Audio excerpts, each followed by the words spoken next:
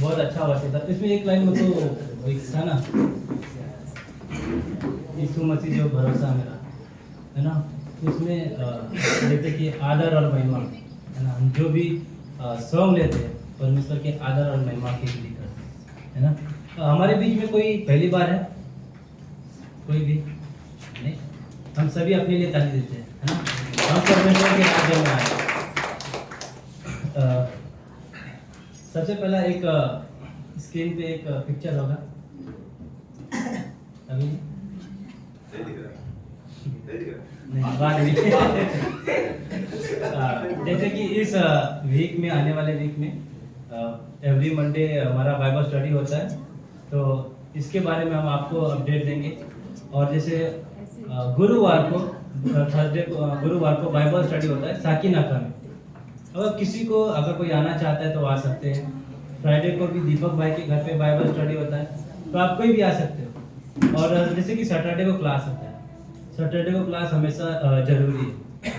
Class हम लोग इसीलिए करते हैं ताकि परमेश्वर के बारे में हम और भी जानते हैं, उसके करीब और भी आते हैं और जानते हैं कि परमेश्वर ने कार्य कैसे कैसे किया है ना। वो हमारे जीवन में वो हर समय हमारे साथ उपस्थित है, हर समय हमारी सहायता करता है। हम तभी जान सकते हैं जब हम इस वचन को पढ़ेंगे, इस वचन के बारे में सीखेंगे, है ना। हाँ, फोटो आया कि नहीं आया?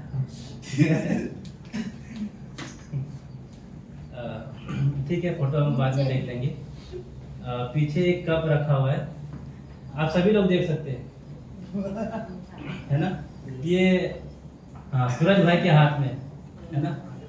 ये कप हमारे अंबोली की टीम ने जीता है ना। क्यों नहीं जोरदार ताली देते हैं?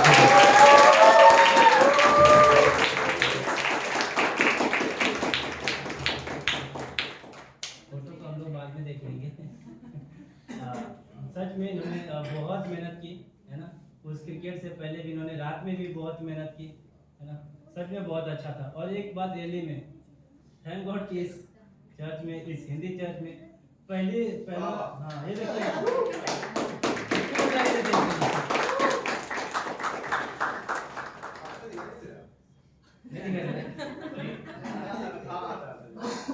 सच में इन लोगों ने सबने बहुत मेहनत की थी, है ना। और ये जो पहली बार मैच हुआ है ग्रेटर ग्रेस का, और सबसे पहला ही कप हिंदी चर्च ने लिया, है ना।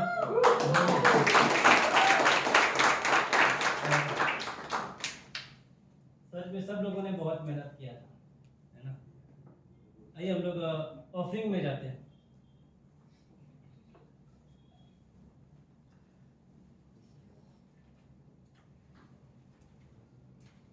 ऑफरिंग में एक दूसरा प्रवृत्ति, उसका 9 का 6वां खोलेंगे। 9 अध्याय उसका 6 मैं पढ़ता हूँ। परंतु बात तो यह है कि जो थोड़ा बोता है वह थोड़ा काटेगा भी, और जो बहुत बोता है वह बहुत काटेगा।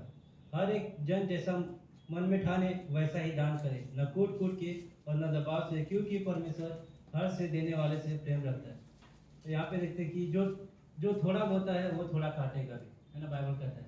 और हर एक, हम कई बार मिशन फील्ड में जाके मिशन नहीं करते, है ना, लेकिन हम उन मिशनरियों को सपोर्ट करके भी हम बोलते हैं, है ना। जो वो लोग सेवकाई करते हैं, हम भी उसका हिस्सा बनते हैं तब जब परमेश्वर के लिए कुछ देते हैं, है ना। जब हम उनके लिए सपोर्ट करते हैं, हम भी उसमें हिस्सा देते हैं। जब वो मिशन फील्ड में है, सेवकाई कर रहे हैं, मिशनरी है, हम भी मिशनरी बनते हैं। लेकिन हमारा काम क्या है? हम परमेश्वर के भवन में सपोर्ट कर सकते हैं। हम मिशन फील्ड में कई बार नहीं जा पाते, नहीं जा सकते, लेकिन हमारा जो काम है कि परमेश्वर के राज्य में हमें देना है, ताकि जब हम देंगे तो उनसे हम मिशनरियों को सपोर्ट कर सकें और भी प्रभु यीशु मसीह का नाम फैल सके, है ना। तो हम दान कर सकते हैं परमेश्वर के लिए, है ना। हम जब देते हैं तो परमेश्वर हमें उससे आशीर्वित करते हैं, है ना। हमें प्रार्थना करते हैं। प्रभु यीशु मसीह धन्यवाद देते इस समय के लिए। जी हाँ प्रभु यीशु मसीह, धन्यवाद देते प्रभु यीशु मसीह कि आपकी उपस्थिति हमारे बीच में। जी हाँ प्रभु यीशु मसीह, धन्यवाद देते कि हर एक जो भी यहाँ पे प्रभु ऑफरिंग दे पाए और ना दे पाए, प्रभु यीशु मसीह आप सभी को आशीषित करना प्रभु यीशु मसीह, और हर एक पे आप अपना अपरंपार आशीष की वर्षा करना प्रभु यीशु मसीह। जी हाँ प्रभु यीशु मसीह, यहाँ पर आए हुए हर एक व्यक्ति को प्रभु यीशु मसीह आपके हाथों में सौंपते हैं, और प्रभु यीशु मसीह आप अगुवाई करना। आमीन।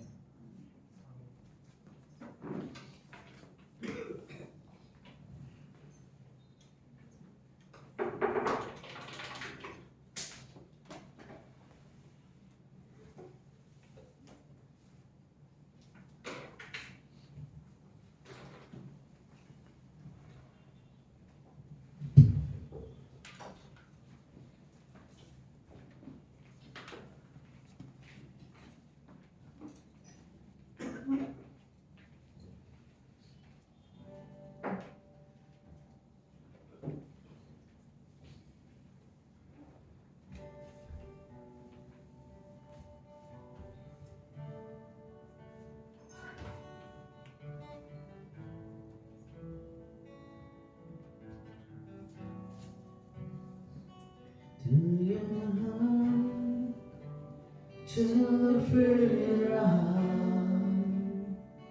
तेरी स्तुति करूं, स्तुति करूं। तू यहाँ कार्य कर रहा, तेरी स्तुति करूं, स्तुति करूं। तू यहाँ चल फिर रहा, तेरी स्तुति करूं, स्तुति करूं।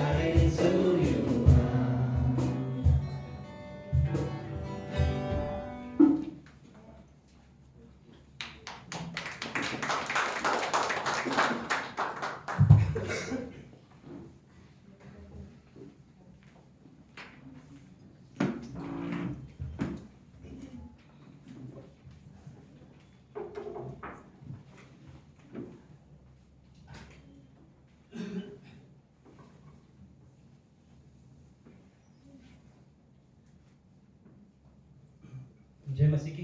जय मसीह। अभी आवाज़ अच्छा है, खुल गया आवाज़।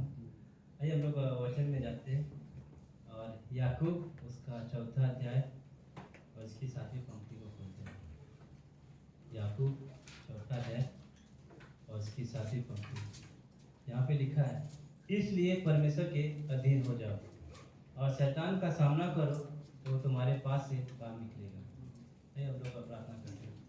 प्रभु यीशु मसीह धन्यवाद देते हैं इस समय के लिए। यहाँ प्रभु यीशु मसीह आगे के समय को हम अपने आप को आपके हाथों में सौंपते हैं। प्रभु यीशु मसीह आप हमारी अगुवाई करना और सच में हम आपकी ओर से सुने और जो सुने प्रभु यीशु मसीह वो हम अपने दिल में रखें प्रभु यीशु मसीह, ताकि हम आपके पीछे चल सके। प्रार्थना करें हमें। यहाँ पे हम लोग देखते हैं कि यहाँ पे लिखा है कि इसलिए परमेश्वर के अधीन हो जाओ। यहाँ पे जो मैं बात करना चाहता हूँ कि परमेश्वर के अधीनता में चलना है ना। एक विश्वासी जीवन को वैसे बहुत ज़रूरत है कि परमेश्वर के अधीनता में रहना हमेशा। और एक इसमें यहाँ पे लिखा है 8 में, परमेश्वर के निकट आओ तो वह तुम्हारे भी निकट आएगा। यहाँ पे लिखा है कि हमें हमेशा परमेश्वर के पास जाना चाहिए। हमें हर रोज हर सुबह परमेश्वर के अधीन होना चाहिए, है ना। अगर मेरा जीवन परमेश्वर के अधीन में नहीं है तो मैं उसके साथ नहीं चल पाऊंगा, उसकी परमेश्वर की इच्छा में नहीं चल पाऊंगा, है ना। तो अगर मुझे परमेश्वर की इच्छा में चलना है तो उससे ज़रूरी है कि मुझे हर सुबह परमेश्वर के अधीन में होना जरूरी है ना। अगर मैं परमेश्वर के अधीन में नहीं होता हूँ तो मैं परमेश्वर के साथ नहीं चल पाता हूँ, है ना। और जैसे कि हम लोग पहला शमूएल में देखते हैं कि शमूएल जब छोटा था तब उसके पास वो परमेश्वर की आवाज़ आती है ना, हे शमूएल। और जब वो नहीं पहचान पाता है, हमेशा अपने पास्टर के पास भागता था, है ना। उसको लगता था कि उसके पास्टर ने बोला है, क्योंकि इससे पहले उसने वो आवाज़ कभी नहीं सुना था और वो कभी भी नहीं जाना था। लेकिन फिर भी देखते हैं जब वो परमेश्वर को नहीं जानता था फिर भी अपना समय हमेशा परमेश्वर के मंदिर में बिताता था, है ना। हर पल हर समय जब परमेश्वर का वहाँ पे आवाज़ आता है तब वो नहीं जानता था, लेकिन जब वो जाना तब वो कहता है, हे प्रभु बोल, तेरा दास सुन रहा है ना। जब उसने उस परमेश्वर को आवाज़ को जानने लगा तब वो बोलता है, बोल तेरा दास सुन रहा है। जब परमेश्वर बोलता था और वो सुनता था और जो परमेश्वर सुनता था वही वो लोगों को बोलता था, है ना। लेकिन उसने पहले बोला कि बोल तेरा दास सुन रहा है ना। उसने अपना मन नहीं फिरा, उसने अपना मन कठोर नहीं किया, लेकिन उसने अपना जीवन परमेश्वर के लिए दे दिया, है ना। जब वो परमेश्वर के साथ रहा तो वो जो परमेश्वर की विश्वास योग्यता है, देखते कि उसके जीवन में हमेशा उसके मरने तक परमेश्वर की विश्वास योग्यता शमूएल के जीवन में थी, है ना। अगर वो परमेश्वर को आवाज़ को बोलते हो वो कठोर कर लेता अपने मन को, तब वो परमेश्वर से दूर हो सकता था। भले वो मंदिर में सेवा कर रहा है लेकिन फिर भी वो परमेश्वर से दूर हो सकता था। हम लोग एली के बच्चों को देखते हैं, है ना। एली के बच्चों को देखते हैं कि जब वो लोग मंदिर में सेविकाई करते थे तब वो परमेश्वर के हमेशा विरोध में काम करते थे, हमेशा। क्यों? क्योंकि वो लोग परमेश्वर की आवाज़ को जानते ही नहीं थे, पहचानते ही नहीं थे। वो लोग सच में वो लोग परमेश्वर की सेवा अपने इच्छा पूरी करने के लिए करते थे। जो परमेश्वर के लिए चढ़ाते थे वो खुद ले लेते थे, और वो वहाँ पे मंदिर में रहते हुए भी गलत काम करते थे, है ना। और वही मंदिर आज हम भी, है ना।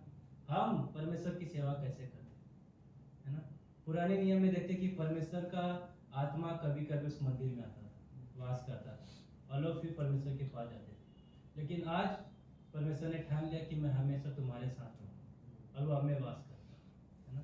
तो हम परमेश्वर की सेवा किस रीति से करते हैं, वो जो हमारे अंदर बसा हुआ है, क्या हम उसके पास हर रोज जाते हैं, है ना। हम कहीं भी हो, परमेश्वर ने अब ठान लिया कि चाहे कोई भी समय क्यों ना हो। हम लोग देखते हैं कि उत्पत्ति में परमेश्वर ठंडे समय में, है ना, जो शाम का ठंडा समय होता था, आदम से मिलने आता था। लेकिन आज परमेश्वर ने ठान लिया कि मैं हमेशा तुम्हारे साथ रहूँगा। अब तुम जब चाहो मुझसे मिलने आ सकते हो, है ना। परमेश्वर का द्वार हमारे लिए हमेशा खुला हो, जब भी तुमको आना हो तुम आओ, कोई समय नहीं तुम्हारे लिए, कभी भी हम परमेश्वर के पास जा सकते हैं, और वही हमारे लिए जरूरी है। और यहाँ पे लिखा है इसलिए परमेश्वर के अधीन हो जाओ, और 8 में लिखा है परमेश्वर के निकट आओ। अगर मैं परमेश्वर के निकट नहीं आऊँगा, उससे नहीं सुनूंगा, उससे नहीं जानूंगा, तो बोलते हैं यहाँ पे 7 में लिखा है कि शैतान का सामना करो तो वह तुम्हारे पास से भाग निकलेगा, है ना। जब मैं परमेश्वर से भरा हुआ नहीं रहूँगा, जब मैं परमेश्वर की सुनूंगा नहीं, तो शैतान भागेगा नहीं, लेकिन शैतान उल्टा हमारे पास रहेगा और हमें भरमाएगा। और शैतान के तरीके किस रीति से होते हैं, वो कैसे हमें भरमाता है। और हम लोग देखते हैं कि एक उदाहरण के तौर पे सुलेमान को, जब तक वो परमेश्वर के काम करने के लिए बिजी था, तब तक देखते हैं कि उसके पास शैतान नहीं था। क्यों? क्योंकि उसका जो पूरा ध्यान था वो परमेश्वर के मंदिर को बनाने में था, परमेश्वर के लिए सेवा करने में था। लेकिन जब उसके पास कुछ नहीं रह गया, अब उसके पास जो बचा वो कंफर्ट जोन है, अब उसके पास कुछ भी काम नहीं। तो देखते कि अब शैतान उस कंफर्ट जोन को उसके जीवन में लाता है, और हर जगह से जो अन्य अविश्वासी स्त्री थी उन्हें भी उसके पास लाता है, और सुलेमान उनमें होते जाता है ना। और वो फिर परमेश्वर से दूर हो जाता है। वो इसलिए क्योंकि वो परमेश्वर को हर रोज सबमिट नहीं कर रहा। जब तक वो परमेश्वर को सबमिट कर रहा था, परमेश्वर के साथ चल रहा था, उसकी अगुवाई में चल रहा था, तब वो पाप से दूर था, तब तक वही सिर्फ पाप से दूर था। लेकिन जब उसने अन्य जातियों में अपना समय बिताना शुरू किया, तब तक वो देखते कि परमेश्वर से दूर होते चला गया, है ना। और वो ऐसा दूर हुआ कि देखते कि परमेश्वर को एक तरीके से वो भूल गया, और वो अन्य देवी देवताओं की पूजा करने लगा। जो परमेश्वर बोलता है परमेश्वर को कभी पसंद नहीं आता, और वो सुलेमान हमेशा परमेश्वर के विरोध में गया, है ना, अगेंस्ट में गया। और वो परमेश्वर नहीं चाहता। परमेश्वर चाहता है कि उसके जो लोग हो वो उसके पास है, उसके साथ फेलोशिप करे। परमेश्वर इसलिए वहाँ पे आता था आदम के समय में, ताकि वो उनके साथ फेलोशिप करे। आज वो फेलोशिप करने के लिए हमेशा साथ में, लेकिन ज़रूरत है कि अब मुझे उसके पास जाना है, मुझे अपने जीवन को उसके लिए सबमिट करना है, अब मुझे उसके निकट जाना है ना। अगर मैं उसके निकट नहीं जाऊंगा तब प्रॉब्लम है मेरे जीवन में। दाऊद को देखते कि दाऊद भी जब युद्ध में नहीं गया, जो उसका काम था, जब वो युद्ध में नहीं गया, तब देखते कि शैतान ने उसका इस्तेमाल किया, है ना। मुझे भी ज़रूरत है कि हमेशा परमेश्वर के पास जाऊँ।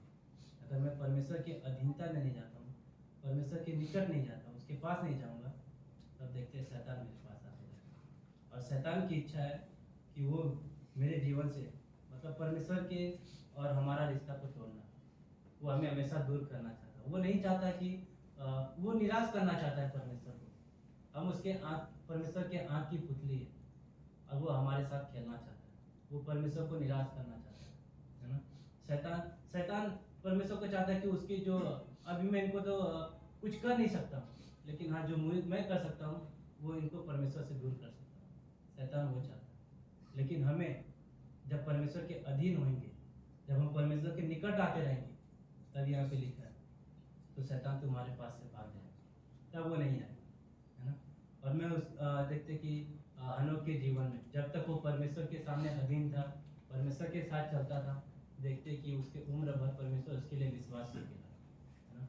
परमेश्वर मेरे लिए भी विश्वास योग्य रहता है, लेकिन मुझे ज़रूरत है, मुझे परमेश्वर के अधीन रहना है ना। और याकूब के 4:10 में लिखा है, प्रभु के सामने दिन बनो तो वह तुम्हें शिरोमणि बनाएगा, है ना। परमेश्वर के सामने न बना। हम लोग देखते हैं कि मूसा, जब उसने निश्चय कर लिया कि अब वो परमेश्वर की सेवा करेगा, परमेश्वर के पीछे चलेगा उसकी अगुवाई में, तब हम लोग देखते हैं गिनती के 12:3 में परमेश्वर कहता है कि मूसा दुनिया भर में सबसे नम्र व्यक्ति था। देखते कि परमेश्वर उसको ऊंचा उठाता। मालूम है उसने तो खून भी किया था, उसने तो गुस्से में भी उसने कदम उठाया, लेकिन फिर भी परमेश्वर कहता है वो दुनिया भर में सबसे नम्र व्यक्ति था। वो परमेश्वर के पीछे चलता था, वो लोगों से वो सच में लोगों से प्यार करता था, परमेश्वर के लोगों से प्यार करता था। और देखते कि वो 20 लाख लोगों को अगुवाई करता था, है ना। वो इतना आसान नहीं था, लेकिन उसने डिसीजन लिया कि वो परमेश्वर के लिए काम करे, है ना। उसने डिसीजन ले लिया कि वो जो जीवन होगा उसका, वो परमेश्वर के अधीनता में जिएगा। हम लोग ये होशू को भी देखते हैं कि उसने भी डिसीजन लिया परमेश्वर के अधीन में रहना। जब इस्राएल पाप कर रहा था तो वो पहाड़ पे अलग रहता था, परमेश्वर के साथ फेलोशिप करता था, वहाँ पे परमेश्वर के अधीन में था। और ये होशू 24:15 में देखते हैं कि उसने कहा कि मेरा घराना परमेश्वर की सेवा करेगा, है ना। उसने वो डिसीजन ले लिया कि अब मेरा घराना हमेशा के लिए परमेश्वर के अधीन में रहेगा। तो हमें भी जरूरत होता है कि परमेश्वर के अधीन में रहना चाहिए। और यहाँ पे लिखा है कि प्रभु के सामने दिन बनो तो वह तुम्हें शिरोमणि बनाएगा, है ना। जब मैं परमेश्वर के अधीन में रहता हूँ, उसके लिए नम्र बनता हूँ, तो देखते वो हमें ऊंचा उठाता है। हम लोग एक अच्छा उदाहरण देख सकते हैं यीशु मसीह को, उसने आपको पूरा जीरो कर दिया, है ना। और फिलिपी दूसरा अध्याय में देखते हैं कि वो प्रभु यीशु मसीह को सबसे महान ठहराता है। पूरी इस धरती पे और स्वर्ग में एक ही नाम है, सिर्फ यीशु मसीह, है ना। उसने यीशु मसीह को ऊंचा उठाया, है ना। जब मैं परमेश्वर के अधीन में जीता हूँ तो परमेश्वर मुझे ऊंचा उठाता है। जब मैं जीरो बनता हूँ तो वो मुझे ऊंचा उठाता है। लेकिन ज़रूरत है कि मुझे जीरो बनना है ना, उसके अधीनता में जाना है। अगर मैं नहीं जाऊँगा तो वो काम नहीं करता, है ना। कुछ करने के लिए पहले जीरो बनना जरूरी है, बिना जीरो के नहीं। प्रभु यीशु मसीह हमारे जीवन का हीरो है ना। अगर वो मेरे आगे है तो मेरा वैल्यू है, अगर मैं उसके आगे जाता हूँ तो मैं जीरो हूँ, कोई वैल्यू नहीं होता, है ना। एक जीरो की वैल्यू कब होती है? एक के पीछे रहता है ना। अगर वो एक के पीछे नहीं रहेगा तो उसकी कोई वैल्यू नहीं होती, है ना। मुझे भी प्रभु यीशु मसीह के पीछे रहना है, मुझे उसके अधीन में रहना है, तब मेरी वैल्यू, उससे आगे नहीं बढ़ना, है ना। और जैसे कि देखते कि कंफर्ट जोन में कभी नहीं रहना चाहिए। जैसे कि वो सुलेमान गया, पहला राजा उसका 5 में, मुझे वो कदम नहीं उठाना, है ना। और मुझे जो कदम उठाना है वो पूरी तरीके से परमेश्वर के अधीनता में जाना। अगर मैं परमेश्वर के अधीन में नहीं रहूँगा तो शैतान का सामना करो, वो तुम्हारे पास से बाहर निकलेगा। ऐसा नहीं होगा, उसका उल्टा हो जाएगा कि शैतान मेरे पास हमेशा चिपका रहे, है ना। तो मुझे उससे दूर जाने के लिए परमेश्वर के नज़दीक जाना जरूरी है ना। और वो गाने में था ना कि उसकी विश्वास योग्यता अंत तक हमेशा हमारे साथ रहती है ना। जब मैं परमेश्वर के लिए विश्वास योग्य हूँ, अधीन उसके, तब परमेश्वर जो विश्वास योग्य है वो हमेशा मेरे साथ है। और मुझे ज़रूरत है कि उसकी सेवा कैसे करनी, है ना। उसकी जो मेरे हम लोग जानते हैं कि जब मंदिर था तो लोग, महायाजक लोग उस मंदिर में काम कैसे करते थे। आज वही परमेश्वर मेरे अंदर है ना। तो इस मंदिर में मुझे काम कैसे करना है ना। वो जो परमेश्वर मेरे अंदर बसता है, मुझे किन बातों का ध्यान रखना चाहिए, है ना। मालूम है पुराने नियम में अगर कोई महायाजक जाता था परम पवित्र स्थान में तो किसी गलत व्यक्ति से नहीं जा सकता था। अगर वो जाता था तो खत्म होता था, और खत्म होकर उसको बाहर खींचा जाता था, है ना। वही एक परमेश्वर आज मेरे अंदर बसता है, तो मुझे उसका कितना भय मानना चाहिए, है ना। इसमें बसा हुआ मुझे उसकी सेवा कैसे करनी चाहिए, ये सोचनी चाहिए, है ना। और हमेशा परमेश्वर के अधीन जाना चाहिए, ताकि वो हमें सिखाएगा, वो हमें बताएगा, है ना, मुझे क्या करना चाहिए। सिर्फ परमेश्वर के वचन के जरिए ही मैं उसके पास जा सकता हूँ, बिना परमेश्वर के वचन के नहीं जा सकता, है ना। और हमेशा परमेश्वर के साथ में, उसके सामने खड़ा रहना चाहिए, है ना, उससे सीखना चाहिए।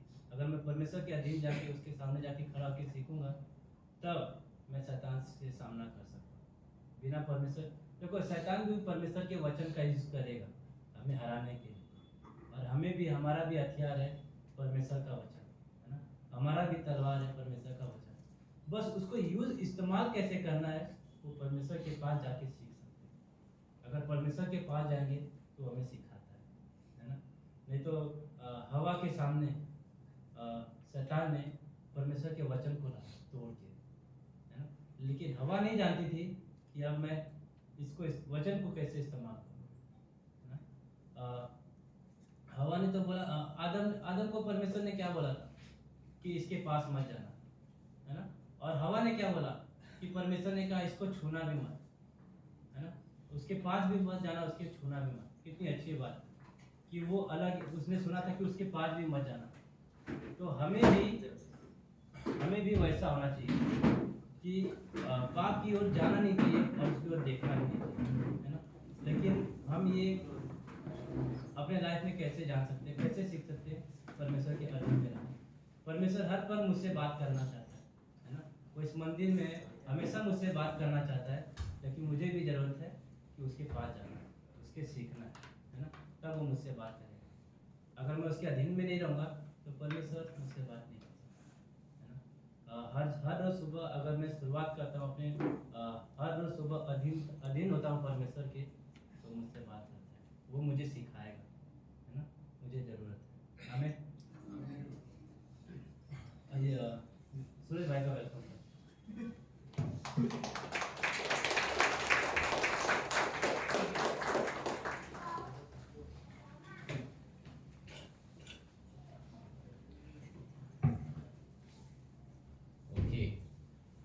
लोग सब ठीक हो? ऐसा संदेश था।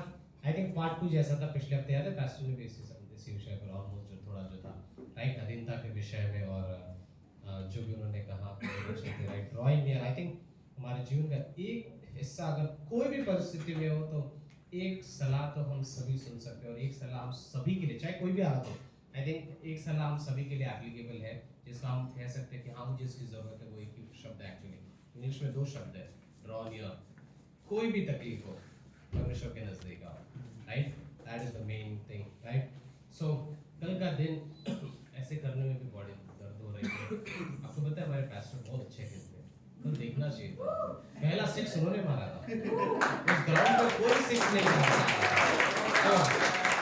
तो नेक्स्ट ईयर अगर वापस नेक्स्ट ईयर होगा, मैं सच में चाहूंगा कि हम लोग आ सके। सो सैटरडे के मॉर्निंग 10 बजे से शुरू होता है। सो नेक्स्ट ईयर भी हम लोग, आप चाहते हैं पास्टर को खेलते हुए देखना, वो वहाँ के बहुत क्या कहें शब्द नहीं है, बट हमारी आंखें उस पर थी और हमारे टीम के 4-5 प्लेयर, बट हमारे पास्टर ही थे जिन्होंने सारे मैच में सबसे आगे लेके गए। सो हमारे पास्टर आप जिन्होंने यहाँ देखते हो वचन का प्रचार करते हुए सीरियसनेस, आप देखते हो वही चीज वो खेल में भी है। सो वही एनर्जी है, वही चीजें, तो हम तो बड़े खुश है कि हमें ऐसे पास्टर मिले, राइट हम सभी तो बहुत आनंदित समय था, बहुत फन था। आई डोंट नो अगर कुछ लोग आ सकते हैं नेक्स्ट टाइम, से आप लोग कोशिश करना। ट्रॉफी के हिस्से हम सभी के हैं, हम सभी का हिस्सा है उसमें एक तरीके से, राइट। चीयर अप करने के लिए अलग लोग थे, बातें करने के लिए अलग, हम सबके साथ, राइट। कोई कोल्ड ड्रिंक लेके आ रहा था बीच में, कोई ग्लूकॉन डी ऐसे ही खा रहा था डायरेक्ट, एनर्जी चाहिए, चीजें हो रही थी, राइट। बहुत अनोखा टाइम था। सो ये हिस्सा भी एक अलग लेवल था। हम लोग लास्ट तक 6-5 बजे तक थक चुके थे पूरे तरीके से, लाइक लिटरली ऐसा हो रहा था, लास्ट ओवर है, धक धक बहुत हो रहा था, क्योंकि ऐसा था मोमेंट था कि 6 बॉल पे 8 रन चाहिए थे। तो आप सोच सकते हो एक एक बॉल के लिए ऐसा था, अब क्या होगा, अब क्या होगा। बट जिस मोमेंट हमने जीता, सबके सब में ऐसा लगा पता नहीं कहां से सुपरनैचुरल पावर आया, पूरे ग्राउंड में भाग रहे थे सब, right. We were happy. So great grace के थे, हम एक ही परिवार के हिस्से हैं, बट जस्ट एज टीम, एक टीम होने के नाते बड़ा हमने बड़ा एंजॉय किया, राइट। हम सब लोग जो गए थे, हम कह सकते हैं कि ये वापस होना चाहिए जल्दी, बॉडी तब तक रिकवर कर ले उसके बाद, राइट। सो गुड संदेश के लिए ओके कुछ चीजें। सो नेक्स्ट टाइम कहने का सारांश इसका ये था, अगली बार आप लोग आ सकते हो, ओके। हम लोग हमें सपोर्ट करने आना, पास्टर को सपोर्ट करने आना, हाँ ओके गुड। सो एक पंक्ति जिसे हम बहुत वाकिफ है, ओके, मत्ती का 6वां अध्याय, एक पंक्ति जो हम सभी जानते हैं एक्चुअली इसके विषय में, मत्ती का 6वां अध्याय में 33वीं पंक्ति, ओके। हम सब इसी पंक्ति को जानते हैं। इन सारे ये हिस्सा इस तरीके से है वचन का, जहाँ पर यीशु मसीह अपने शिष्यों से, बाकी लोगों से जिस तरीके से वो बात कर रहा है, वो जो संदर्भ है वो भीड़ से बात कर रहा है, और अपने शिष्य से खासकर, जहाँ पर संसार की चिंताओं, जहाँ पर बेचैनियां, वरीज हो सकती, चिंताएं हो सकती, बातें हो सकती, बट इन सब के बीच में वो कहीं ना कहीं पर इस चीज को ये उन अपने शिष्यों से कहता है कि सुनो, तुम इन बातों के विषय में चिंता कर सकते हो कि मैं क्या खाऊंगा, मैं कैसे रहूंगा, मेरी नौकरी कैसी होगी, मेरे आगे फ्यूचर कैसा होगा, मेरी बातें कैसी होंगी। बट इन सब के अंत में 33वीं पंक्ति हम सब जानते हैं एक्चुअली में, वो कहता है तुम इस वस्तुओं की खोज पर, एक्चुअली 32वीं पंक्ति में बोलता है इस तरीके से, मैं 31 से पढ़ता हूँ, एक्चुअली हम सबको समझ में आएगा। तुम चिंता न करना और न कहना कि हम क्या खाएंगे, पिएंगे और क्या पहनेंगे, क्योंकि अन्य जाति इन सब वस्तुओं की खोज में रहते हैं, पर तुम्हारा स्वर्गीय पिता जानता है कि तुम्हें इन सब वस्तुओं की आवश्यकता है। पिता जानता है कि तुम्हें ये सब जरूरत है।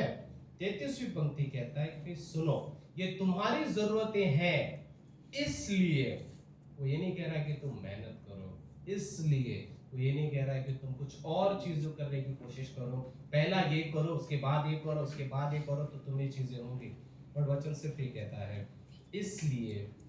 डॉक्टर स्टीवन, मैं जो संदेश दे रहा हूँ डॉक्टर स्टीवन का एक मैसेज है, जहाँ पर ये है कि इसलिए वो शब्द कह रहे थे, पहला तुम परमेश्वर की राज्य और उसके धर्म की खोज करो और ये सब वस्तु भी तुम्हें मिल जाएंगे। जो शब्द है पहला, ओके, इस जगह पर कि तुम सबसे पहले उस परमेश्वर के राज्य की खोज करो, क्योंकि हमारे जीवन में कई बार कुछ चीजें पहले स्थान पर हो जाती है, राइट। हम कहीं ना कहीं पर शायद एक व्यक्ति के लिए ऐसा हो सकता है कि एक जवान लड़का जो कॉलेज में जाता है और अभी नौकरी शुरू करता है, वो सोच सकता है कि यार पहले अभी सबसे पहले मुझे कुछ करना है ना, तो वो एक अच्छी नौकरी ढूंढना, राइट। नौकरी ढूंढूंगा, अच्छे पगार रहेगा तो मेरी लाइफ ऑलमोस्ट लगेगा सेटल है, राइट। वो जगह तक कार्य करेगा और उसके बाद सोचेगा मेरे जीवन में अभी के लिए तो फिलहाल जो पहला चीज है वो है मेरा करियर। ओके, एक वेल्थ हो सकता है, मेरा धन हो सकता है कि मुझे पहले स्थान पर इस चीज को, मुझे पैसा चाहिए, या शायद किसी के लिए वो हेल्थ हो सकता है। इतने फिटनेस, इतनी चीजें करते हैं जहां पर ये कहते हैं कि नहीं मुझे इस चीज को, मुझे पहले स्थान, मे भी शायद मेरा हेल्थ पहले स्थान पर रह सकता है।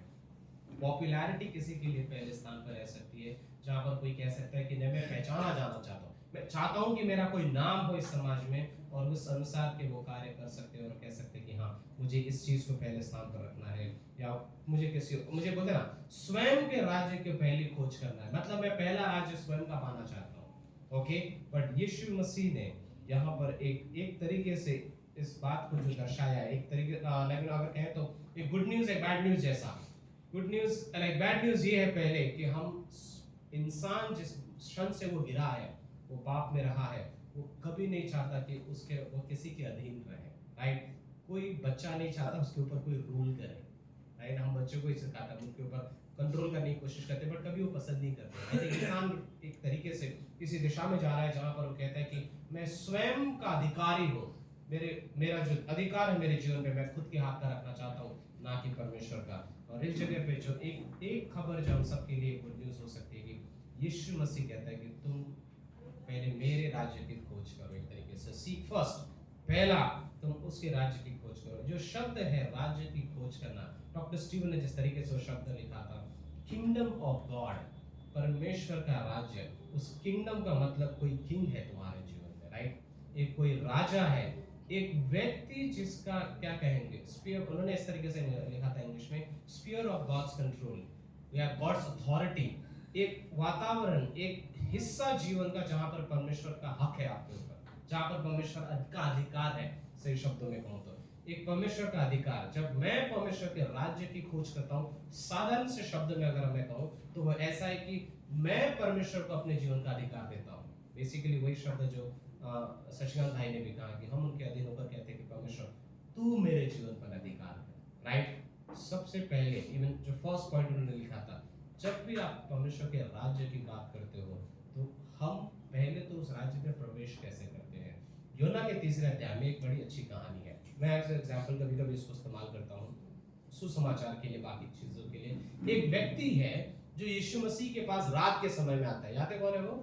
Nicodemus, right.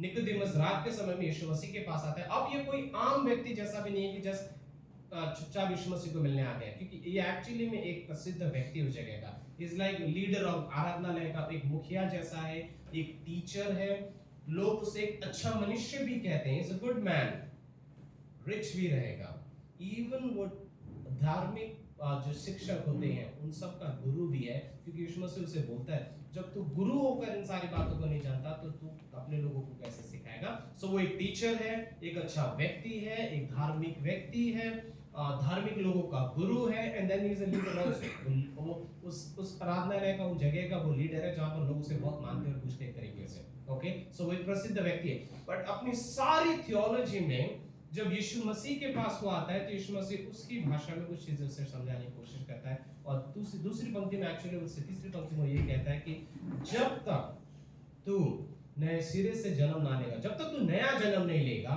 तब तक तू परमेश्वर के राज्य में प्रवेश भी नहीं कर सकता। अब तक एक व्यक्ति जो स्कॉलर है, जो सिखाता है, जो टीचर है, रब्बी है उन दिनों का, इस बात से आश्चर्यचकित होता है कि मैंने इस परमेश्वर के राज्य के बारे में कभी नहीं सुना, मैं इसका हिस्सेदार कैसे होता हूँ या कैसे हो सकता हूँ। यीशु मसीह उससे सीधे से एक चीज कहते हैं, राइट, तुझे नया जन्म लेने की आवश्यकता है, और हम जानते हैं वो नया जन्म क्या है।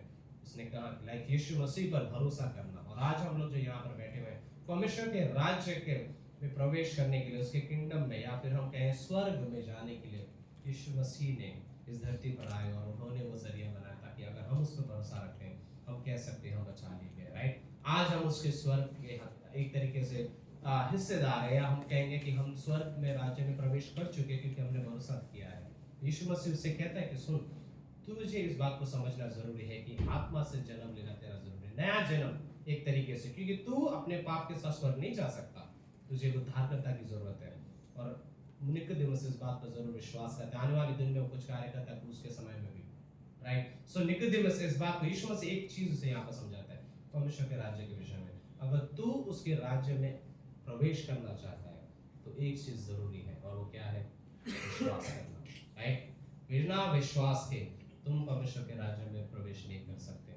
उस बात को यहाँ पर रखकर उस व्यक्ति के साथ संवाद मानो जैसे समाप्त होता है, और वो व्यक्ति उस पर विश्वास करता है। आने वाले समय में उसके विषय में हम कहानियों में जानते हैं। बट एक और पंक्ति जगह पर, एक और हिस्सा जहां पर हम चाहते हैं कि जब यीशु मसीह कहता है कि तुम जब अब उद्धार पा चुके हो, कि अब जब मैंने उसके राज्य में प्रवेश कर लिया है और अब मैं जानता हूं कि यीशु मसीह हमारे जीवन का राजा है, वो उद्धार करता है। एक पॉइंट डॉक्टर स्टीवन, एक अच्छा डॉक्टर स्टीवन हमारे चर्च के फाउंडर हैं, राइट। सो उन्होंने एक और पॉइंट ये आगे लिखा कि कई सारे लोग उसे यीशु मसीह के शब्द है ना, मे भी मैं बात नहीं कर सकता था, बट यीशु मसीह के रहते यीशु जो शब्द है, यीशु का अर्थ क्या होता है? उद्धार करता, ओके, एक तरीके से उद्धार, राइट। यीशु का अर्थ होता है उद्धार। जो शब्द है मसीहा, यीशु मसीहा का मतलब होता है अभिषेक, द अनॉइंटेड वन, जो अभिषेक किया गया है। लेकिन उसके लिए वचनों में एक और शब्द इस्तेमाल किया गया, खासकर नए नियम में जो शब्द है वो है अंग्रेजी में, हिंदी बाइबल में वो शब्द बड़ा आसान सा है, वो शब्द है प्रभु, लेकिन अंग्रेजी में वो स्मॉल लेटर है LORD, लॉर्ड, जिसका यूनानी में शब्द है क्यूरियोस। इसका मतलब होता है प्रभु, और इसका अर्थ एक्चुअली में क्या मतलब आता है, जहां पर वो कह रहे थे, इसका अर्थ ये होता है कि वो मालिक जिसका मेरे जीवन पे सारा हक बनता है, एक्चुअली में जिसका सारा अधिकार मेरे जीवन में है।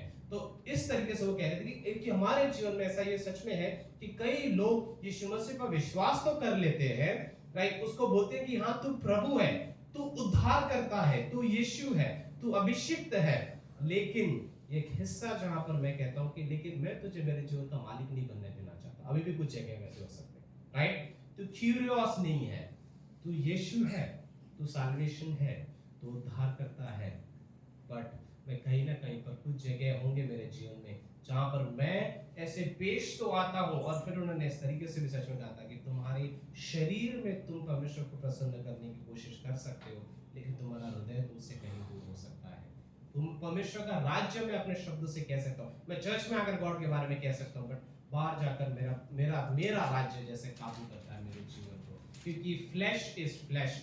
निकोदेमुस के लिए एक शब्द था यूनानी में, वो एक्चुअली साख शब्द होता है, मतलब एक इंसान अपने सामर्थ्य में परमेश्वर के लिए सब कुछ करना चाहता है। वो प्रेयर करता होगा, चीजें करता होगा, अच्छे कपड़े पहनकर संडे को आएगा, सभी से हाथ मिलाएगा, बातें करेगा, सब कुछ अच्छा चल रहा है उसके जीवन में जब हम बाहर से देखते हैं, बट कहीं ना कहीं पर वो स्वयं परमेश्वर से कहीं दूर है, और वो शब्दावली के द्वारा, अपने डिक्शनरीज के जो शब्द होते हैं अपने होठों पर, उसके द्वारा परमेश्वर का आदर तो करता है, बट अपने साक्ष में जीता है, SARX, जिसका मतलब होता है तुम्हारे इंसानी कोशिश, जिससे तुम, वो लगता है कि तुम उसके राज्य के हिस्सेदार हो, राइट। कहीं ना कहीं पर वो इस तरीके से करें। मुझे हिस्सा पसंद है कि कई विश्वासी बड़े अच्छे तरीके से परमेश्वर को एक्सेप्ट करते हैं, उसे कहते हैं कि हाँ उद्धार करता है और मुझे मुफ्त में मिला है, मैं बड़ा इसका आनंद करता हूँ या उठाता हूँ, मैंने यीशु मसीह को उद्धार विश्वास किया, मैंने उद्धार पा लिया, क्योंकि मैं अनंत के लिए बचाया गया हूं, उससे कोई नुकसान नहीं है अगर मैं विश्वास में पीछे हटता हूं, मैं विश्वास में हूं, लेकिन मैं उसे अपने जीवन पर प्रभुता नहीं देना चाहता। लॉर्डशिप जो बोलते हैं ना, उस चीज को मैं नहीं देना चाहता हूं। मैं ये नहीं कहना चाहता कि गॉड तेरा राज्य आए। मेरे लिए प्रार्थना करना थोड़ा कठिन हो जाता है मेरे जीवन में, एक विश्वासी के लिए, जैसे वो कह रहे थे, कई बार विश्वासी ये कहना कठिन हो जाता है कि गॉड तेरा राज्य आए मेरे जीवन में, हे पिता तू जो स्वर्ग में है। उस प्रार्थना के ऑर्डर को भी आप देखिए, हे पिता, मैं उस हक से कहता हूं उसे पिता, क्योंकि पहला मेरा रिश्ता आता है उसके साथ, राइट। एक रिश्ता है, उसके बाद मेरी प्रार्थना है उस रिश्ते की वजह से। लेकिन कई बार जब हम उसके राज्य की खोज नहीं करते हैं, तो मैं स्वयं अपने आप को उस जगह पर रखकर कहता हूँ कि हाँ मैंने विश्वास तो कर लिया, बट अब मैं आगे चलने के लिए मैं वो प्रभुता उसके जीवन पे नहीं देना चाहता हूँ। मैं उसे वो हक नहीं देना चाहता जो कहता है कि मैं उसके राज्य के अनुसार व्यक्ति नहीं बनना चाहता। आई थिंक एक शब्द आता है अंग्रेजी में बड़ा अच्छा लगता है, किंगडम मैन, परमेश्वर के राज्य का व्यक्ति बनना। सिंपल आसान से शब्दों में मैं उसके अधिकार के भीतर जीवन जीना चाहता हूँ। मैं ये कहना चाहता हूँ कि सच में परमेश्वर तो जो कुछ भी है, तो मुझे पता है कि तू कैसा है, राइट। हम हर बार जान रहे हैं, हम लोग शिक्षा पा रहे हैं, वचनों को पढ़ रहे हैं। मैं कुछ हालातों को शायद ना समझ सकूं, लेकिन मैं इस बात को जरूर चाहता हूँ कि मेरे जीवन में मैं चाहता हूँ कि तेरी प्रभुता रहे, राइट। कहीं ना कहीं पर जो कोई भी चीज है, मैं चाहता हूँ कि मैं तेरे राज्य को खोज सकूं। मे बी लास्ट में आई नो कुछ चीजें और हैं जो मैं ऐड कर सकता था पास्टर। डॉक्टर स्टीवन के और भी शब्द हैं जिन्होंने यहाँ पे कहा कि कुछ लोग अपने अपने जीवन में यीशु मसीह को रेसिडेंट बनाना चाहते हैं। लाइक एक समय के लिए रेसिडेंट मतलब रहवासी, आप रह सकते हो, बट अपने जीवन में प्रेसिडेंट नहीं बनाना चाहेंगे उसे एक तरीके से, राइट। वो उस चीज से अपने जीवन का क्या कहते हैं, उसके राष्ट्रपति हक नहीं देना चाहते हैं।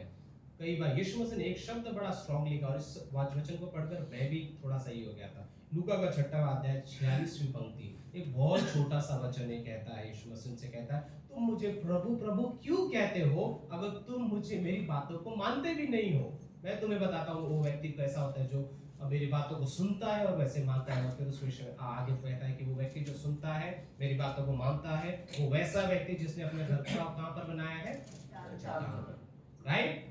सो पहली पंक्ति की शुरुआत ये, तुम प्रभु क्यों बोलते हो मुझे, like why do you call me Lord, मुझे प्रभु ही क्यों बोलते हो अगर तुम मेरी बातों को नहीं मानते हो, राइट। क्या ये हो सकता है हम लोग कहते हैं ऐसा, हम कहते हैं प्रभु प्रभु, बट कई बार हम उसे मानने के लिए इनकार करते हैं।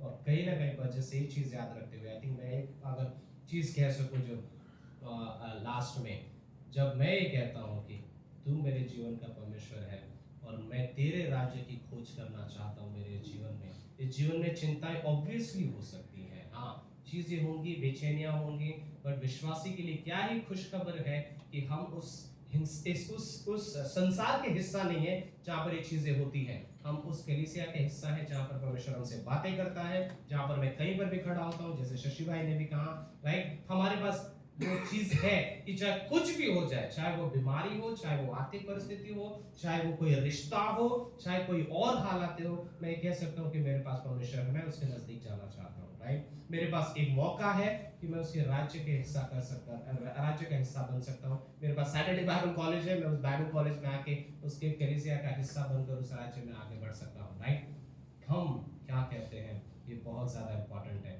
मे बी लास्ट स्टेटमेंट, जब मैं परमेश्वर के राज्य का हिस्सा आज कहता हूँ कि मैं परमेश्वर तेरे राज्य की खोज करना चाहता हूँ और तेरे धार्मिकता के मत्ती 6:33 के अनुसार, तो मेरे जीवन में चाहे कोई भी बात हो, चाहे वो विवाह हो, चाहे वो नौकरी हो, चाहे वो रिश्ता हो, चाहे वो कोई फाइनेंस हो, इवन मेरी नौकरी, मैं सच में ये सोचूंगा क्या मेरे ये निर्णय मेरे उस गोल पे रिलेट करते हैं, क्या मेरा ये निर्णय उस परमेश्वर के राज्य से जुड़ा है, राइट। चाहे कोई भी हालात हो, मैं ये सिर्फ कहना चाहता हूँ, गॉड क्या मैं इस नौकरी में तेरे राज्य की खोज कर पाऊंगा, क्या मैं तुझे पहले स्थान पर रख पाऊंगा, क्या मैं तुझे इस नौकरी में, इस रिश्ते में, इस दोस्ती में जो संसार में मेरे पास हो सकते हैं, या फिर इस संगति में, या इस माहौल में, क्या मैं परमेश्वर तेरी महिमा कर सकता हूँ, क्या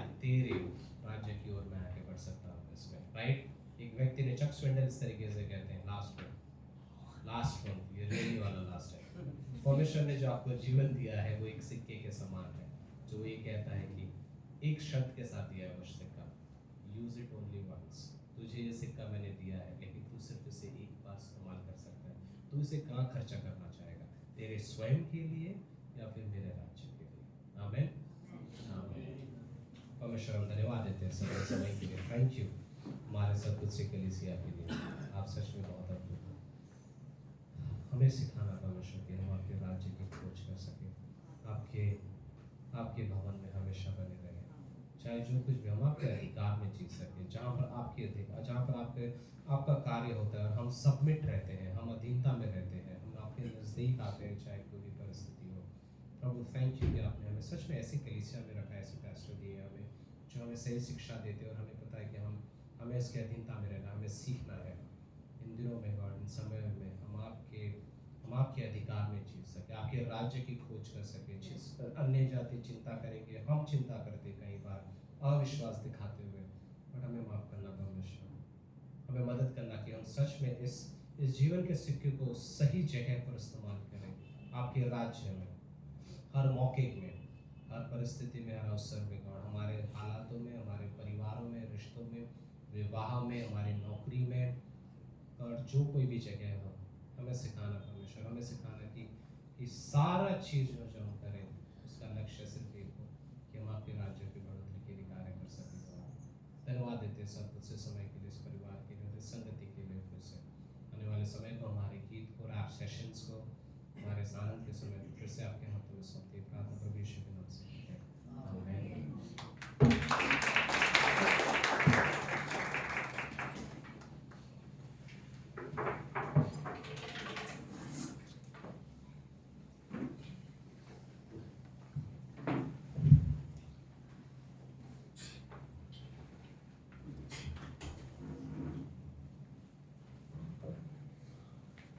मैं आइए हम अपने स्थान पर खड़े होते हैं।